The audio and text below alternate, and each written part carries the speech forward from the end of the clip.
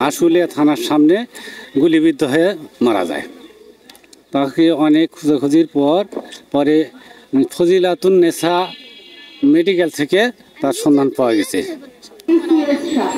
আমার স্বামী মৃত মহরম শাকিল আনোয়ার। উনি 5 তারিখে ছাত্র আন্দোলনে যায়, সরকার পতনের আন্দোলনে যায় মারা গেছে।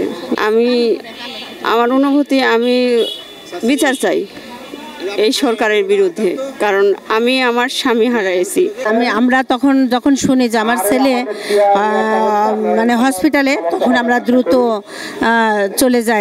চলে গিয়ে দেখি যে বিধ্বস্ত অবস্থায়, আমরা খবর পেয়ে রাস্তায় যে অবস্থায় গেছি, আমরা সবাই বৃষ্টি দেখেছি কিন্তু বৃষ্টির ছড়া গুলি দেখি নাই। সেদিন আমি আমার চোখে দেখেছি।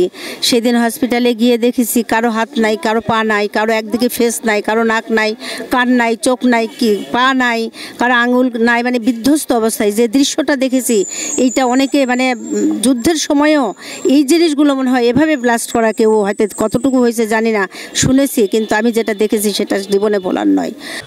রাজনীতি ততদিন পর্যন্তই ভালো যতদিন সেই রাজনীতিটা আমার ইনকামের পথ না হয়ে যায়। যদি রাজনীতি থেকে আমার ইনকামের একটাই মাধ্যম হচ্ছে রাজনীতি, তাইলে সেটা কি রকমের রাজনীতি হয় আমরা এই গত 15 বছরে দেখতে পেয়েছি। তো আমরা সাধারণ ছাত্ররা সবসময় ন্যায়ের পথে আছি, সত্যের পথে আছি, আমরা সবসময় সামনের দিকে আছি। তরুণ সমাজ, ছাত্র সমাজ, যারা তাদের বুকের তাজা রক্ত রাজপথে ঢেলে দিয়ে আমাদের এই দেশটাকে নতুন করে স্বাধীন করেছে, সেই বুকের তাজা রক্ত ঢেলে দেওয়া সেই শহীদদের দোয়ার জন্য আল্লাহ যেন তাদেরকে জান্নাতের সর্বোচ্চ আসন হাসিল করেন। দীর্ঘ প্রায় 15.5 বছর বাংলাদেশের এই 56,000 বর্গ মাইলকে তারা শোষিত করেছে। বাংলাদেশের কোনো মানুষ তাদের হাত থেকে নির্যাতনের কবল থেকে রেহাই পাননি।